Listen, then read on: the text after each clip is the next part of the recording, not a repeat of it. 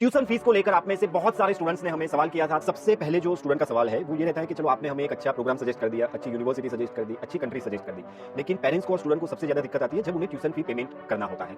तो वहां पे कौन सी दिक्कतें आती है और ये जो दिक्कतें जब भी आती है तो उससे कैसे बचा जा सकता है? तो जो भी दिक्कत है या तो फिर डिफिकल्टीज हम लोग काउंट करें तो उसके लिए पहला जो भी है कंसर्न, क्योंकि हम लोग एक स्टडी अब्रॉड जर्नी प्लान कर रहे हैं और उसके अंदर बहुत सारी फाइनेंशियल कंडीशंस होती हैं। तो कहीं ना कहीं जहाँ पे फाइनेंशियल कंडीशन है तो वहाँ पे हम लोग को कुछ ना कुछ पेमेंट करना है जो कि आउटसाइड इंडिया है। ठीक है, जो भी हम लोग आउटवर्ड रेमिटेंस या तो transfer of money to another country बोलते हैं। ठीक है, तो वहाँ पे हम लोग जो रेमिटेंसेस ट्रांसफर करते हैं तो उसके अंदर पहला चीज हम लोग जस्ट बिकॉज कि यहाँ पे मनी इन्वॉल्व है तो हम लोग पहला सोचेंगे सेफ्टी ऑफ आवर फंड्स। तो the first one is safety और सिक्योरिटी ऑफ आवर फंड्स। तो कोई भी पर्सन पहले ये सोचेगा कि जहाँ पे मैं ट्रांसफर कर रही हूँ या कर रहा हूँ तो वो एक सेफर मोड है, वहाँ पे मेरी सेफ्टी रहेगी पैसों की। मान लीजिए कोई कहीं और से भी करवा रहा है तो कौन सी चीजों का उनको ध्यान रखना चाहिए? So being a financial advisor आप उन्हें क्या कहना चाहेंगे जब वो कभी भी, मतलब ये तो एक हो गया कि स्टूडेंट वीजा के लिए पेमेंट कर रहे हैं, फिर शायद जीआईसी के लिए पेमेंट करना होगा या फिर ब्लॉक अकाउंट के लिए करना होगा, हर एक कंट्री के अलग अलग रूल्स होते हैं, तो कौन सी चीजों का ख्याल रखना चाहिए?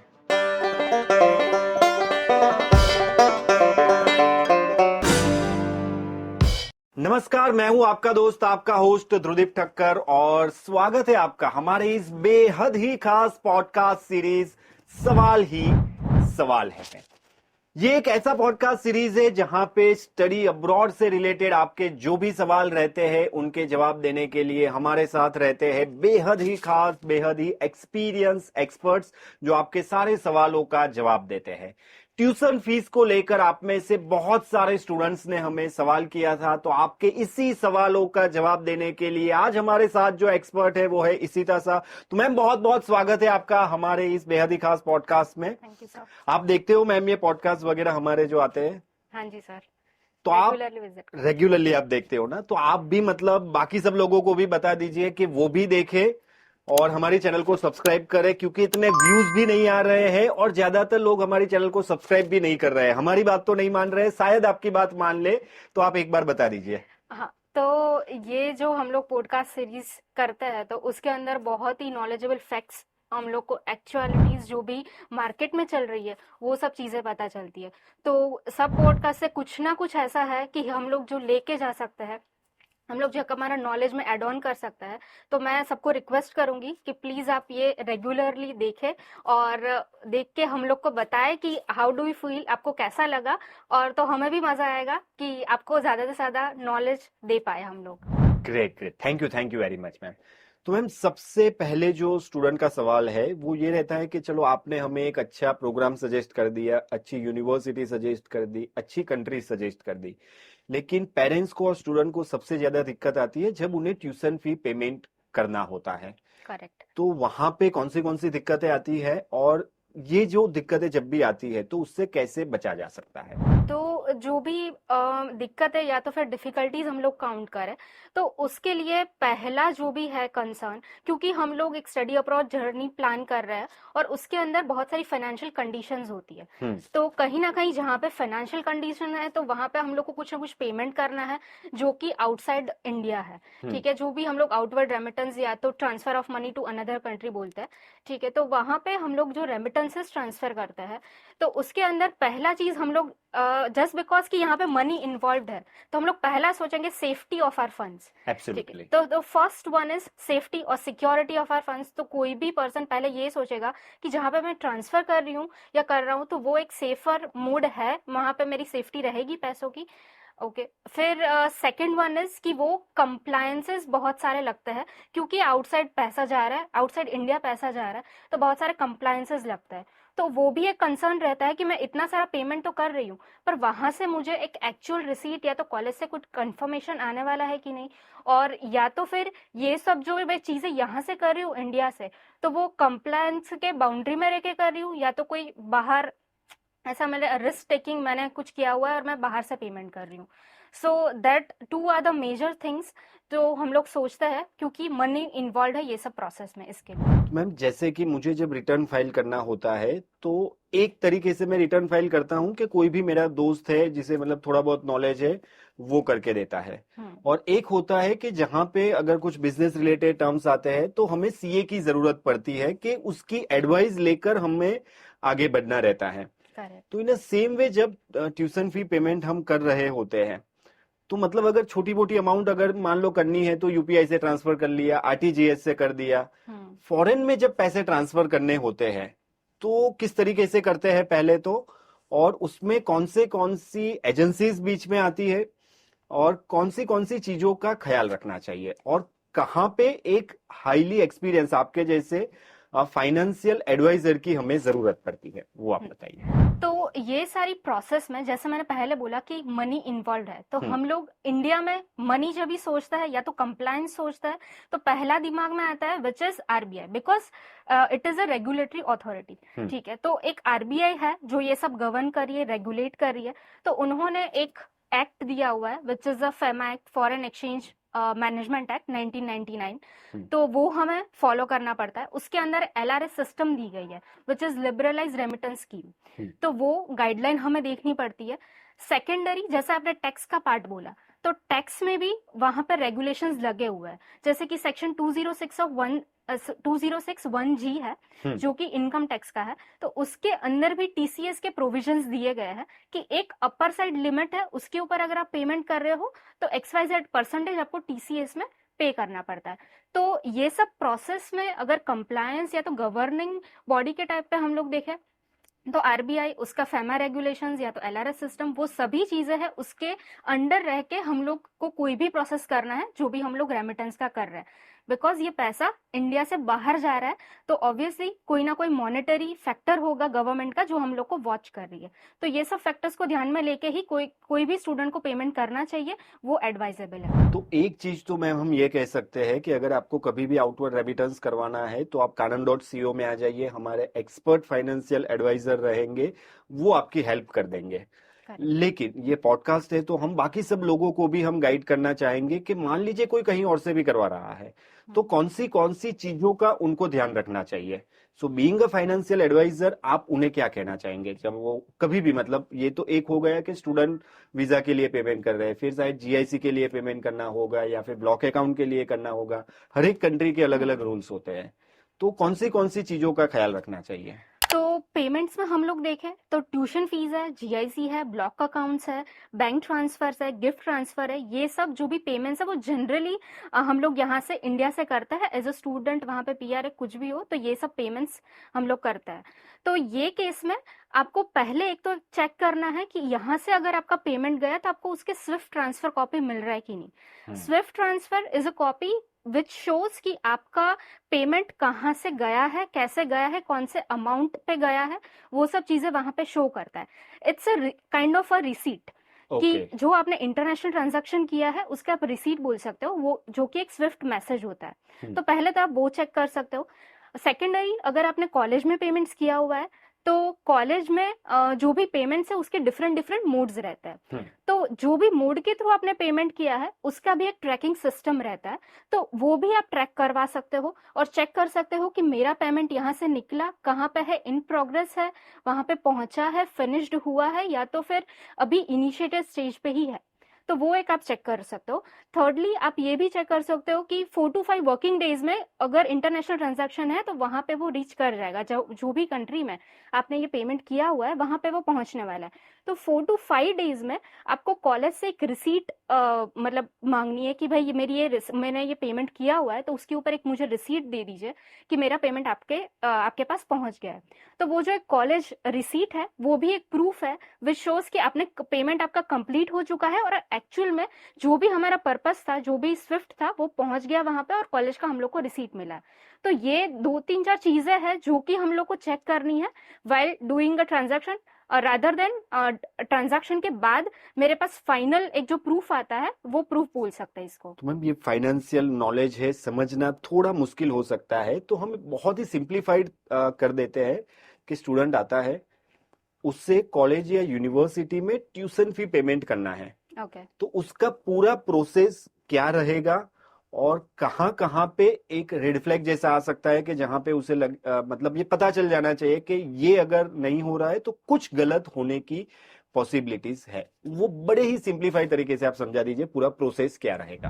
ओके, तो स्टूडेंट अगर आता है हमारे पास, पहले तो foremost thing we need is a offer letter. ठीक है, ऑफर लेटर के ऊपर से हम लोग को पता चलेगा कि स्टूडेंट का कॉलेज कौन सा है। ऑफर लेटर में जाएंगे अंदर, हम लोग को पता चलेगा कि which is the correct mode, क्योंकि वहां की कॉलेज अलग अलग मोड या तो फिर गेटवे देती है, तो उससे हम लोग को पेमेंट करना पड़ता है। तो वो जो करेक्ट मोड है वो आइडेंटिफाई करना है उसके थ्रू हम लोग को पेमेंट इनिशिएट करना है। फिर आप यहाँ से जहाँ से भी पेमेंट करवा रहे हैं, एक एग्जाम्पल दे दीजिए। मान हाँ जी, लीजिए कि यूएसए की कोई यूनिवर्सिटी है, कनाडा की कोई यूनिवर्सिटी है, XYZ यूनिवर्सिटी हम ले लेते हैं। ऑफर लेटर में लिखा हुआ है कि इतना पेमेंट आपको करना है। करेक्ट। हाँ, उसके बाद आगे का प्रोसेस क्या रहेगा? तो सपोज एक स्टूडेंट का कॉनेस्टोगा से ऑफर लेटर आया, आया, यस। ठीक है, तो कॉनेस्टोगा कॉलेज में मोड ऑफ पेमेंट इज कॉन्वेरा, ठीक है। ओके, तो ऐसे अलग अलग पेमेंट रहते हैं हाँ हर एक कॉलेज के। हाँ, अलग अलग, जैसे कि कॉन्वेरा हो गया, पेमाई ट्यूशन हो गया, फ्लाई वायर ट्रांसफर, फिर TransferMate, so etcetera. There are many kind of mode जो ओके। कॉलेज स्पेसिफाई करती है अपने ऑफर लेटर में। या तो वो बताती है कि कैसे क्या पेमेंट करना है, मेल के थ्रू, या तो ऑफर लेटर पे, या तो वेबसाइट विजिट करेंगे, तो वो तीनों चीजों से हम लोग को पता चलेगा कि which is the correct mode of payment. तो ओके। अगर मेरे पास एक स्टूडेंट आता है जो कि कॉनेस्टोगा कॉलेज का उसके पास ऑफर लेटर है, उसके अंदर उसकी फीस स्पेसिफाइड होती है, तो वो भी एक आइडेंटिफाई करना इज अ बिग थिंग, क्योंकि हम लोग को पता होना चाहिए कि अगर स्टूडेंट कनाडा में जा रहा है तो उसकी परफेक्टली 1 ईयर की फीस हम लोग को यहाँ से पेमेंट करके जानी है। ओके। ठीक है, तो अगर वहां पे सेमेस्टर वाइज बाइफिकेशन है तो आप अगर एक सम अप कर लो, या तो फिर हर एक सेमेस्टर का सेम है फिगर तो फिर आप उसको मल्टीप्लाई कर लो। तो ऐसे सपोज मैं कॉनेस्टोगा का बताऊँ तो अराउंड 18,000 जितना उसका पेमेंट होता है, 18 to 19,000 के बीच में होता है। तो 18,000 कैड हम लोग पकड़े, तो मेरे पास जो स्टूडेंट आया उसका कॉनेस्टोगा का ऑफर लेटर, उसका मोड ऑफ पेमेंट इज कॉन्वेरा, और उसका जो अमाउंट टर्म्स में कैनेडियन डॉलर्स के टर्म्स में जो पेमेंट करना है विच इज 18,000 कैनेडियन डॉलर्स। ठीक है, तो फिर अभी मैं स्टूडेंट को ऐसा गाइड करूंगी कि अगर आपको 18,000 कैनेडियन डॉलर्स पे करना है तो what amount in INR terms he needs to pay, because again we have INR as a funds in India and we need to pay in Canadian dollars. So there would be some kind of money changes or the foreign exchange that will take in place for doing your transfer. ठीक है, तो 18,000 अगर मुझे CAD उनका transfer करना है तो मैं कॉन्वेरा के मोड से वो ट्रांसफर करवाऊंगी। उसके अंदर मैं पेमेंट जब भी करवाऊंगी नेक्स्ट डे स्टूडेंट को मैं TT प्रोवाइड करूंगी, जो कि मैंने पहले बताया। तो वो TT में उसका जो कॉन्वेरा से पेमेंट हुआ उसका एक रेफरेंस नंबर रहेगा और TT का खुद का भी एक रेफरेंस कोड होगा। TT का फुल फॉर्म क्या होता है? TT मतलब टेलीग्राफिक ट्रांसफर। तो ओके। स्विफ्ट और TT वो दोनों सिमिलर वर्ड्स ही है, ओके। तो you can take it as a one only. तो जैसे ही हो गया उसके बाद TT कॉपी उन्हें ले लेनी है और उसके बाद कॉलेज और यूनिवर्सिटी से भी उसे 5-6 दिन में एक रिसिप्ट मिल जाएगा। हाँ जी, तो उसका मतलब है कि वो पेमेंट कॉलेज तक पहुंच चुका है। उसके बाद की जो भी टेक्निकलिटी है वो already taken care by the expert. तो स्टूडेंट को सिर्फ इतना ही ध्यान रखना है कि वो पेमेंट का काम यहाँ से खत्म कर ले इस तरीके से, और TT कॉपी जरूर से ले ले। यस करेक्ट, राइट, ठीक है। तो चलिए, ये तो हो गया कि एक प्रोसेस के इस तरीके से हो गया। अब स्टूडेंट को यहाँ पे या पेरेंट्स को कहाँ कहाँ पे दिक्कत आ सकती है? स्टूडेंट को इन टर्म्स ऑफ पेमेंट जो भी उन्होंने पेमेंट करवाया है, जैसे कि मैंने बोला $18,000 है, ठीक है, तो $18,000 का स्टूडेंट क्या अमाउंट पे कर रहा है, तो जो कॉस्ट फैक्टर है उसका वो भी बहुत इंपॉर्टेंट है जब भी हम लोग कोई आउटवर्ड रेमिटेंस कर रहे हैं, कि स्टूडेंट को कॉस्ट क्या पड़ रहा है उसका, ठीक है, जो कि एक्सचेंज रेट से रिलेटेड होता है। तो जो भी एक कॉस्ट है वो प्लस जो भी उसका पेमेंट, मैंने जैसे बताया, जो पेमेंट कर रहा है वो सेफर मोड के थ्रू जा रहा है, और अगेन उसका एक परफेक्ट प्रूफ है स्टूडेंट के पास।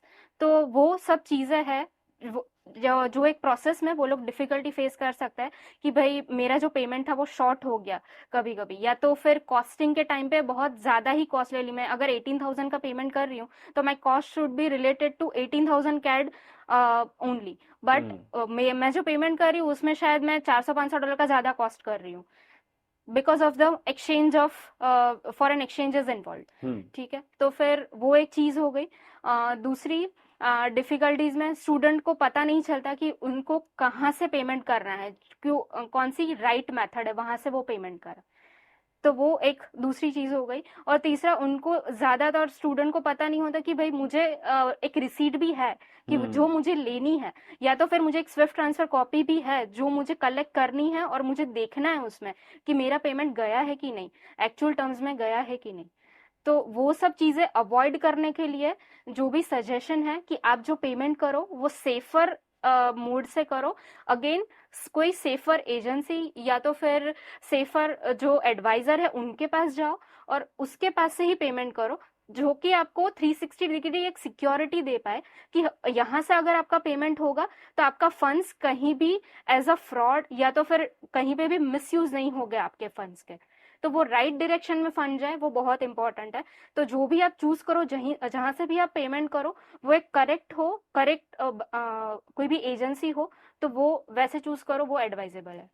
अक्सर मैम जैसे कि मैं अभी यूपीआई ट्रांजैक्शन करता हूँ, ठीक है, तो एक दोनों ही एजेंसी मतलब जो यूपीआई के साथ जुड़े हुए हैं, दोनों ही मतलब मैंने कुछ परचेज किया, मैं कुछ किसी को पैसे पे कर रहा हूँ, तो कई बार ऐसा होता है कि पेमेंट तो मैंने कर दिया लेकिन उसमें एरर आ जाती है, मतलब मेरे अकाउंट में से पैसे कट जाते हैं लेकिन सामने वालों को पैसे नहीं मिल पाते हैं, और 48 आवर्स में मतलब ये कहा जाता है कि आपके अकाउंट में पैसे वापस आ जाएंगे।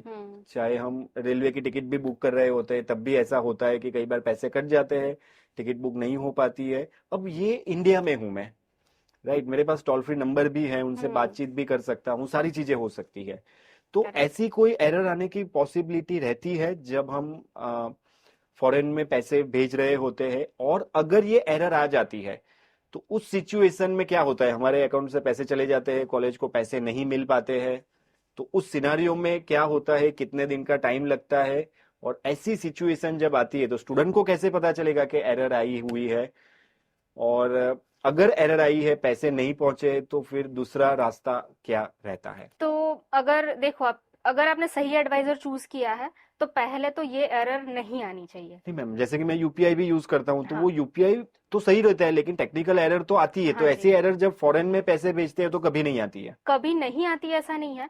अगर 0.5% केस में आ भी जाती है, वो भी क्या चीज है कि यहाँ से हम लोग जब भी पेमेंट्स करते हैं तो which is backed by many of the documents, ठीक है, तो उसके लिए हम लोग ने पीछे उसका पासपोर्ट, ऑफर लेटर, जो भी उसका ईमेल आईडी वगैरह है, या तो फिर केवाईसी है जो भी पेयर का है, पैन कार्ड, आधार कार्ड वगैरह दिया होता है, तो those document becomes very crucial. अगर वो इंफॉर्मेशन अगर कुछ गलत मैं दे रही हूँ या तो कोई अलग तरीके से वो प्रोसेस हो रहा है, तो हो सकता है कि वो सही जगह पे पेमेंट ना जाए।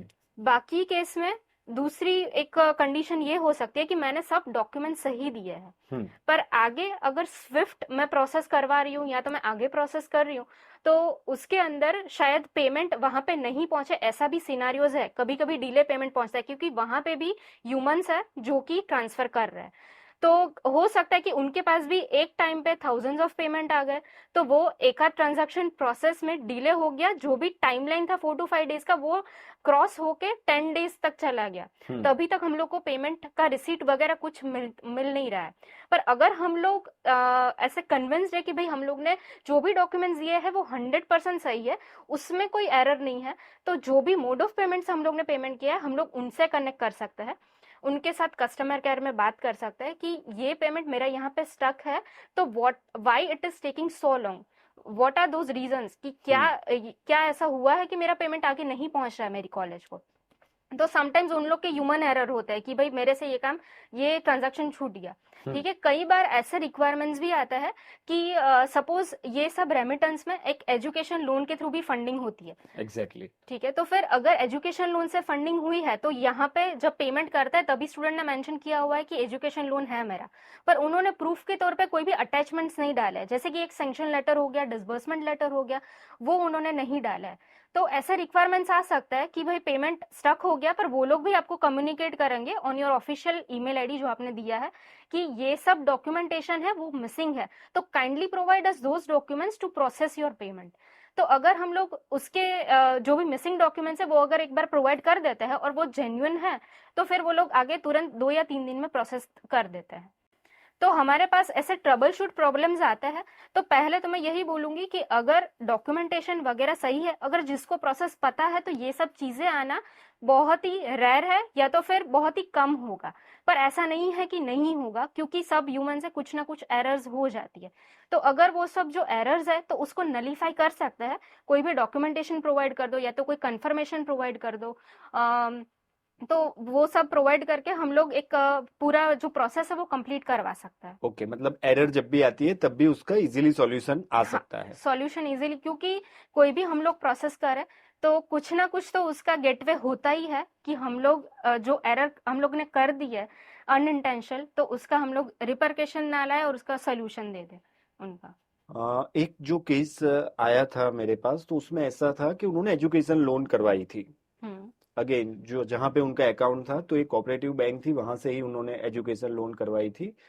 एजुकेशन लोन के पैसे मतलब अल्टीमेटली तो बैंक को ही ट्यूशन फीस के पैसे पे करने होते हैं, तो उन्होंने पैसे पे किए, लेकिन एरर आ गया। एरर में उन्हें ये कहा गया है कि you have to wait for 48 days, कि जहां पे आपके पैसे वापस आ जाएंगे आपके अकाउंट में। अब आइडियली तो बैंक ने पेमेंट किया है, हम्म। तो बैंक के अकाउंट में ही मतलब वो वापस आ जाने चाहिए, हम्म। लेकिन कॉलेज की डेडलाइन जो है वो 15 दिन में खत्म हो रही थी। हम्म। अब पैसे वापस आने वाले थे 48 डेज में। तो again even though they have education loan, उनको कहीं से मतलब पैसे अरेंज करने पड़े और उसके बाद उनको वापस से फीस पेमेंट करना पड़ा, और यहाँ पे हम भी उनकी कोई हेल्प नहीं कर पाए। रीजन बीइंग, क्योंकि अगर हमारे यहाँ से पैसे जाते तो वो हमारे अकाउंट में वापस आ जाते, तो हम रिस्क भी ले सकते थे। करेक्ट। अब पैसे हमारे अकाउंट में आने वाले नहीं थे, तो हम ऐसा भी नहीं कह सकते कि हम आपके पैसे पे कर देंगे, क्योंकि वापस तो फिर वापस वो किसी और अकाउंट में जाने वाले थे। तो ऐसी सिचुएशन जब क्रिएट होती है स्टूडेंट के पास या पेरेंट्स के पास, तब बड़ी ही दिक्कत आ जाती है, क्योंकि लोन हम तभी लेते हैं जब हमारी फाइनेंशियल कंडीशन थोड़ी अच्छी नहीं होती है, हम ज्यादा रिस्क लेना नहीं चाहते हैं। तो ऐसी सिचुएशन में वापस से वो पैसे अरेंज करना और पे करना, तो वो बहुत ही डिफिकल्ट सिचुएशन हो जाता है किसी भी पेरेंट्स के लिए, किसी भी स्टूडेंट्स के लिए। और this is the just start of their education journey, और एक्सपीरियंस इतना अच्छा नहीं रहता है, फिर हमेशा से ही वो डर डर के चलते हैं। तो ऐसी जब सिचुएशन आती है तब क्या करना चाहिए, और ऐसी सिचुएशन में कानन.co किस तरीके से हेल्प करता है? तो ऐसी सिचुएशन में आपने जैसे करेक्टली बोला कि हमारे पास स्टूडेंट के पास फंड था एजुकेशन लोन का, जस्ट बिकॉज उसने मोड या तो फिर पाथ ऑफ वे सही सिलेक्ट नहीं किया था, उसकी वजह से जैसे मैंने आपको पहले बताया कि अगर कुछ मिसिंग डॉक्यूमेंट्स है तो हो सकता है कि पेमेंट प्रोसेस ना हो। तो वो केस में ऐसा हुआ होगा कि उसका कोई बैकअप डॉक्यूमेंट भी नहीं होगा, ठीक है, कि हम लोग उसका प्रूफ ना दे पाए, तो फिर वो केस में वो लोग एक जस्ट सिंपल करते हैं कि वो पैसा रिफंड कर देते हैं जो भी है वो। अभी ये केस में और एक भी डिफिकल्टी ये थी कि स्टूडेंट का डेडलाइन भी था और फंड्स भी टोटली डिपेंडेंट ऑन बैंक था। यस। ठीक है, तो वो केस में हम लोग कुछ हेल्प नहीं कर पाए स्टूडेंट की। तो इसमें हम लोग क्या कर सकते हैं ये केसेस में, तो स्टूडेंट का जब भी मैंने आपको बताया कि हम लोग ऑफर लेटर चेक करते हैं, तो ऑफर लेटर जब भी हम लोग चेक करते हैं तो उसके साथ हम लोग उसका डेडलाइन भी गो थ्रू करते हैं कि उसका डेडलाइन कभी का है।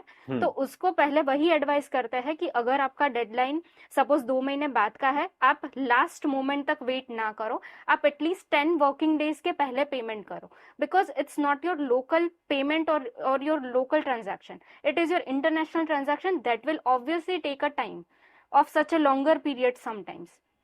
ठीक है, तो फिर हम लोग पहले तो स्टूडेंट को वही एडवाइस करते हैं। एक मेरे पास अगर कोई स्टूडेंट आया तो मैं उसको बाकी सब चीजें तो बताऊंगी, उसके साथ मैं उसको ये भी बता दूंगी कि भाई तेरा डेडलाइन 15th ऑफ अप्रैल है, तो उसके 10 वर्किंग डेज पहले, suppose it is 1st of April, तो 1st ऑफ अप्रैल से पहले you just start your processing, तभी आप फंड्स प्रोसेस कर दो। कुछ भी लास्ट मोमेंट तक मुझे 13-14 तक मुझे वेट करने की जरूरत है नहीं। और दूसरी बात, ये मंडे टू फ्राइडे में ही प्रोसेस होता है, अगर सैटरडे संडे भी बीच में आया तो वी कांट हेल्प। ठीक है, तो एक जो डेडलाइन है वो एक सही सिलेक्ट करना।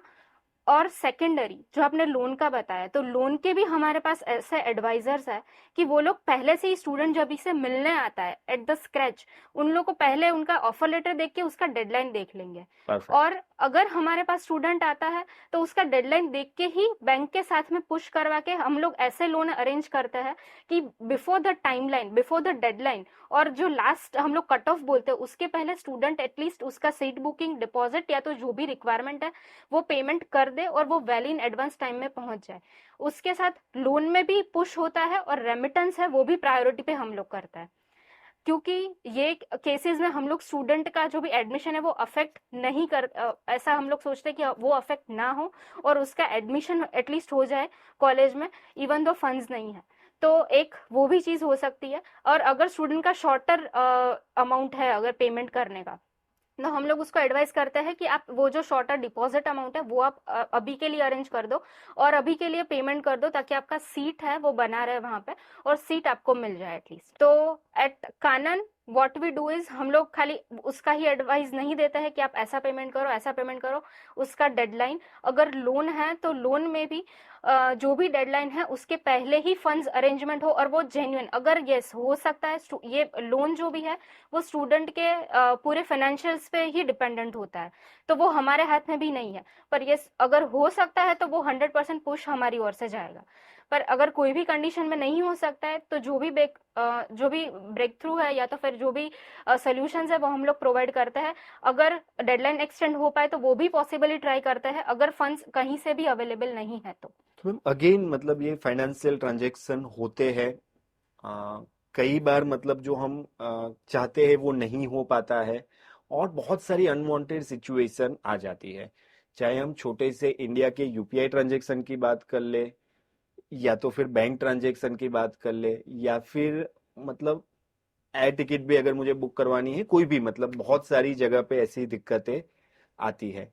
तो जब बहुत बड़ी अमाउंट होती है, जब हम फॉरेन में पैसे भेजते हैं, कॉलेज यूनिवर्सिटी की फीस भेजते हैं, ऐसी कोई अनवांटेड सिचुएशन अगर आ जाती है, राइट, हम जानते हैं कि अगर canon.co से प्रोसेस करते हैं, सारे डॉक्यूमेंटेशन हम चेक करते हैं, तो ज्यादातर अनवांटेड चीजें नहीं होती है। लेकिन अगर इन वस्तु और सिनारियो अगर ऐसी कोई चीजें हो जाती है, तो वहां पे canon.co किस तरीके से स्टूडेंट्स को हेल्प करेगा? तो आपने एक बात सही बोली कि यूपीआई पेमेंट्स है तो उसके भी फेलियर्स होता है, क्योंकि Yes. उसके भी सक्सेस रेशियोज शायद 80-90% ही है। Yes. ठीक है, तो ये तो हम लोग एक इंटरनेशनल ट्रांजैक्शन कर रहे हैं तो ऑब्वियसली कुछ ना कुछ फेलियर्स या तो फिर ट्रबल शूट आने वाले हैं। तो मतलब सक्सेस रेशियो ज्यादा रहेगा या कम रहेगा एज कम्पेयर टू इंडियन जो हम पेमेंट करते हैं, जहां पे 80-90% सक्सेस रेशियो रहता है, 5 to 10% एरर आने के चांसेस है। फॉरेन ट्रांजैक्शन में ये बढ़ जाएंगे या कम रहेंगे? अगर जैसे कि हम लोग प्रोसेस करते हैं सपोर्टेड है तो ऑब्वियसली वो कम रहेंगे, पर बाकी जनरल मार्केट में आप देखो तो यस वो बहुत ज्यादा ही रहेंगे। ओके। तो फिर वो केस में कानन कैसे हेल्प करेगी? हमारे कोई भी स्टूडेंट का अगर ऐसा कोई फेलियर आता है या तो कोई ट्रबल शूट होता है, पेमेंट बीच में स्टक हो जाता है, तो वो केस में हम लोग हमारे 100% नहीं 500% एफर्ट्स डालते हैं, क्योंकि वहां पे स्टूडेंट का seat is very important for us, कि स्टूडेंट का पेमेंट हो जाए और उसका सीट ब्लॉक हो जाए उसके लिए। तो पहले तो हम लोग वो चीज पे पूरा ट्राई करते हैं और पुश करवाते हैं ट्रांजैक्शन की आगे वो प्रोसेस हो जाए। अगर वो भी नहीं हो पाता है हम लोग से तो canon.co पर्सनली हेल्प करता है उसको उसके फंडिंग में या तो फिर पेमेंट करवाने में, और पेमेंट उसका प्रोसेस करवाते हैं। अगर उसका रिफंड आने में भी टाइम है, अगर ऐसे फेल्यूअर्स है और रिफंड भी बीच में स्टक हो चुका है, वो टाइमली नहीं मिल रहा है और डेडलाइन पास हो रही है, तो वो केस में भी canon.co उनको हेल्प करता है और उसका जो पेमेंट है वो प्रोसेस करवा के उसका सीट जब तक ब्लॉक नहीं होगा तब तक हमारा काम भी खत्म नहीं होगा। तो हम लोग अप टू द एंड जब तक स्टूडेंट का सीट बुक या तो फिर उसका कंफर्मेशन नहीं आ जाता तो हम लोग भी बैठेंगे नहीं और हम लोग भी काम करते रहेंगे और उसके पीछे लगे रहेंगे कंफर्मेशन के। अक्सर मैम ये होता है कि चलो canon.co जहाँ पे है वहां पे तो स्टूडेंट यहाँ पे आ जाएंगे और आउटवर्ड रेमिटेंस का काम उनका बड़े ही आसानी से हो जाएगा, क्योंकि एक्सपर्ट टीम है, फाइनेंशियल एडवाइजर है आपके जैसे, तो ये सारी चीजें अच्छी तरीके से संभाल लेते हैं। लेकिन बहुत सारे इंडिया में ऐसी जगह है कि जहाँ पे स्टूडेंट मतलब स्टूडेंट वीजा का काम तो करवा लेते हैं, लेकिन ये आउटवर्ड रेमिटेंस में समझ में नहीं आता है क्या करना है, कैसे करना है, किस तरीके से करना है। जो उनके कंसल्टेंट रहते हैं वो भी, उन्हें भी नहीं पता होता है क्या करना है, कैसे करना है, तो वहां पे उन्हें बहुत सारी दिक्कतें आती है। तो ऐसे स्टूडेंट क्या canon.co में आ सकते हैं, भले ही उन्होंने यहाँ से वीजा का प्रोसेस नहीं करवाया है, आउटवर्ड रेमिटेंस में उन्हें दिक्कत आ रही है, या फिर किसी और से करवाया है लेकिन अब वो सपोर्ट नहीं कर रहे हैं एजेंट उन्हें, तो ऐसी सिचुएशन में जो स्टूडेंट है उनको आप किस तरीके से हेल्प कर सकते हैं और उनको आप क्या एडवाइस देना चाहेंगे? मैं ऐसा बोलूंगी कि ऐसा स्टूडेंट हम लोग को ऑलरेडी हमारे पास है और हमारे पास आ चुके हैं ऑलरेडी, जो Okay. भी ये सब चीजें फेस कर चुका है। किसी ना किसी ने पेमेंट बाहर से करवाया, पेमेंट स्टक हो गया, या तो फिर उसको एडवाइस नहीं मिली करेक्टली और वो हमारा कंसल्टेशन के लिए आए कि अभी मुझे पेमेंट कैसे करना है, क्या करना है। तो यस, आपका कोई भी ऐसी क्वेरीज हो, आपकी कोई भी ऐसी प्रॉब्लम्स हो, तो आप हमारे पास आइए, हम लोग को विजिट कीजिए, पर्सनली कीजिए विजिट, या तो फिर हमें कॉल पे कांटेक्ट कीजिए। आप हम लोग को कमेंट करके भी बता सकते हैं कि आपको क्या क्या प्रॉब्लम्स है वो फेस हो रही है, या तो फिर कुछ सोल्यूशन चाहिए तो भी आप हमें कांटेक्ट कर सकते हो। तो ऐसा नहीं है कि ये kanan.co के स्टूडेंट के लिए लिमिटेड है। आप कोई भी स्टूडेंट हो, इंडिया से कोई भी स्टूडेंट हो, या तो उनको कांटेक्ट करना हो तो हम लोग को कभी भी कर सकते हैं। So thank you very much ma'am for spending your most valuable time with us. और जितने भी दर्शक यहाँ पे ये देख रहे हैं उनको भी हम बताना चाहेंगे कि आउटवर्ड रेमिटेंस या तो फिर ट्यूशन फीस को लेकर आपके कोई भी सवाल है, कोई भी अगर आपको दिक्कत आ रही है, कोई भी आपकी समस्या है, आप हमें कमेंट में जरूर से लिखकर बता दीजिए। नीचे दिए गए नंबर पे भी आप हमारा संपर्क कर सकते हैं और आपके जो भी सवाल रहेंगे इशिता मैम खुद उसके आंसर देंगे। और पूरी एक्सपर्ट टीम हमारे यहाँ पे है जो आपकी जो भी प्रॉब्लम होगी, आपकी जो भी समस्या होगी, उसका हम समाधान निकालने की कोशिश करेंगे। तो ऐसे ही पॉडकास्ट देखने के लिए बने रहिए। सवाल ही सवाल है में आप भी कमेंट करके हमें बता सकते हैं कि नेक्स्ट पॉडकास्ट आप किस पे देखना चाहते हैं। तो आज के लिए बस इतना ही। तो ऐसी ही खास अपडेट्स के लिए और ऐसे ही बेहतरीन पॉडकास्ट के लिए देखते रहिए कानन वीजा इनसाइट।